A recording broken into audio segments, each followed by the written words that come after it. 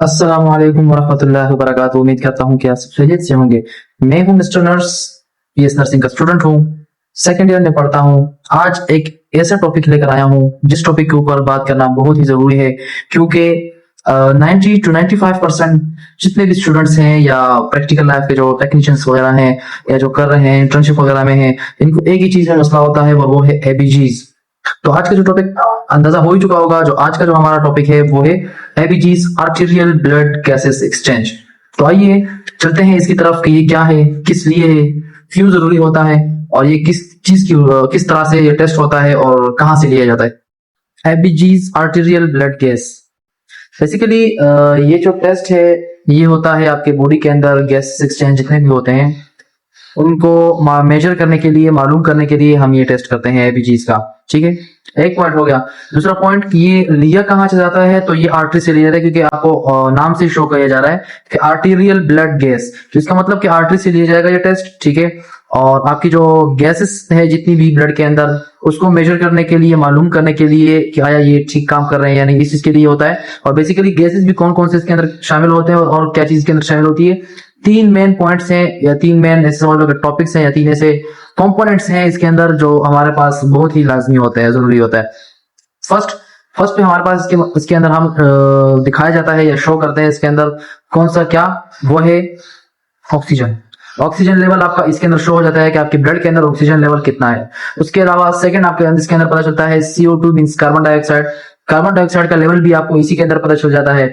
Number third पे हम आते हैं, तो थर्ड पे आपके पास इसके जो बाइकार्ब HCO3 बाइकार्ब, जो कि किडनी के फंक्शन में का बहुत रोल होता है इसका, उसका पता चल जाता है। और ये तीन मेन कंपोनेंट्स है किस चीज के लिए, लंग्स के लिए और किडनी के लिए। तो किडनी के फंक्शंस और लंग्स के फंक्शंस दोनों गैसेस में या बाइकार्ब के अंदर कैसे काम कर रहे हैं, प्रॉपर वर्क कर रहे हैं या नहीं है, तो इसका मालूम आपको किस चीज से होगा, आपको मालूम इसके अंदर होगा, आपको एबीजीज के अंदर मालूम होगा कि आपकी किडनी और आपका लंग्स जो है वो ठीक काम कर रहे हैं या नहीं कर रहे हैं। तो वो इससे आपको मालूम हो जाएगा और आपको पता चल जाएगा इस चीज से। ठीक है, ये लाइफ के अंदर आपको हर जगह ही ये टेस्ट तकरीबन, जब आप अगर आप एक नर्स हैं या आप डॉक्टर हैं, आप कुछ भी है या आप स्टूडेंट लेवल पर हैं और आप क्लिनिकल साइड पे जाते हैं, तो ये टेस्ट आपको अगर आईसीयू के अंदर हो या इमरजेंसी केस पेशेंट आता है तो ये लाजमी टेस्ट ये कराया जाता है। इसी से आपको पता चल रहा होता है पेशेंट के लंग्स की और किडनी की कंडीशंस का। ठीक है, एक बात हो गई। अब इसको मेजर कैसे करेंगे, अब एबीजीज के अंदर हम क्या क्या चीज देखते हैं ये भी हम देख लेते हैं। इसके अंदर हम देखते हैं मेन फोकस जो हम करते हैं वो बाइकार्ब मतलब bicarbonate HCO3, oxygen level HCO3, carbon dioxide आपका हो गया, और पीएच लेवल जो कि आपके ब्लड का लेवल शो करता है। ठीक है, अब स्टार्ट करते हैं हम किस चीज से, स्टार्ट हम करते हैं कि नॉर्मल वैल्यूज क्या है। तो नॉर्मल वैल्यूज आपको नीचे स्क्रीन के ऊपर शो भी हो रही होगी कि इसकी नॉर्मल वैल्यूज क्या है। तो पीएच की बात करते हैं, तो पीएच की नॉर्मल वैल्यू हमारे पास है 7.3 to 7.35 to 7.45, ये हमारे पास पीएच की वैल्यू है। ऑक्सीजन की वैल्यू बात करें तो 90 to 100 जो है ये हमारे पास नॉर्मल वैल्यू है ऑक्सीजन की। कार्बन डाइऑक्साइड की बात करें तो ये 35 to 45 नॉर्मल वैल्यू है इसकी। और बाइकार्ब की बात करें तो ये 22 to 26 हमारे पास नॉर्मल वैल्यू होती है। अब हमारे पास इसके अंदर दो चीजें आती है, अगर हम मीन्स बेसिकली बात करें तो या तो अल्कलोटिक होता है या एसिडिक होता है।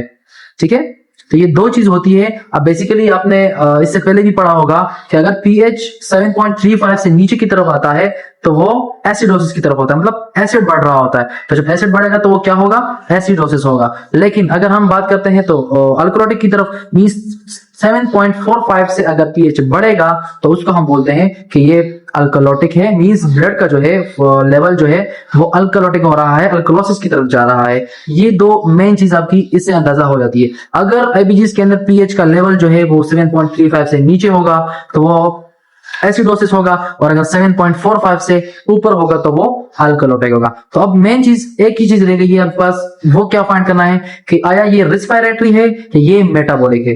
तो अगर किडनी का मसला होगा तो वो आपके पास कहलाया जाएगा मेटाबॉलिक, और अगर लंग्स का मसला होगा तो वो आपके पास कहलाया जाएगा रिस्पायरेटरी।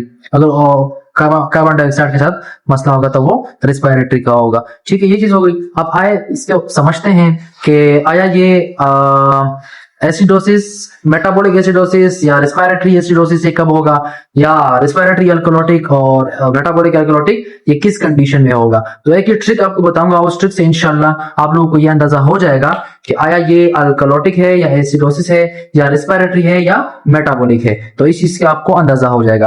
अब एक ही पॉइंट याद रखें, वो पॉइंट क्या है, अगर पीएच के साथ कार्बन डाइऑक्साइड का रेशो या लेवल अपोजिट डायरेक्शन में हुआ, मींस पीएच अल्कलोटिक की तरफ है, अपवर्ड की जानिब है, 7.45 से ऊपर जा रहा है, ठीक है, लेकिन कार्बन डाइऑक्साइड उसका लेवल जो है वो नीचे की तरफ आ रहा है, मींस लेवल जो है कार्बन डाइऑक्साइड का 35 से कम आ रहा है। तो ये क्या हुआ, इनकी डायरेक्शन अपोजिट हुई, पीएच बढ़ रहा है और कार्बन डाइऑक्साइड कम हो रहा है। तो अपोजिट डायरेक्शंस मींस मसला किसका हुआ, रेस्पिरेटरी का हुआ।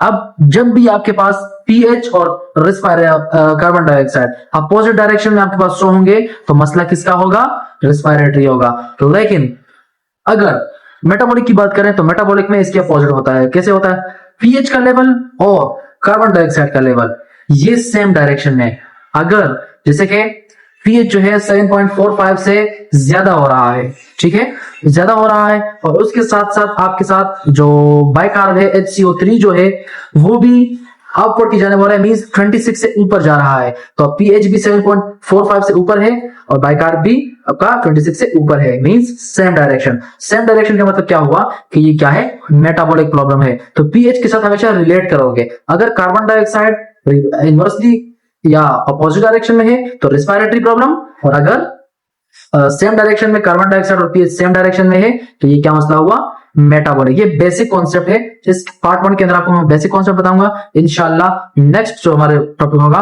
वो डिटेल के अंदर होगा, जो मिक्स है या पार्शल है, जो भी ये चीज है उसके अंदर पढ़ेंगे। फर्स्ट हमारे पास जो बेसिक आता है, तो इससे देखो पीएच से आपको पता चलेगा कि ये अल्कलोटिक है या एसिडिक है या एसिडोसिस है या अल्कलोटिक है, ये आपको पीएच से पता चल जाएगा। और रेस्पिरेटरी और मेटाबॉलिक आपको मैंने समझा दिया, opposite direction carbon dioxide, same direction आपका मेटाबॉलिक प्रॉब्लम। तो उम्मीद करता हूं कि आपको ये समझ आ चुका होगा। मिलते हैं नेक्स्ट वीडियो में, और इससे अगला टॉपिक हमारे पास क्या होना चाहिए इसका आप कमेंट में बताएं लाजमी। Thank you, Allah Hafiz.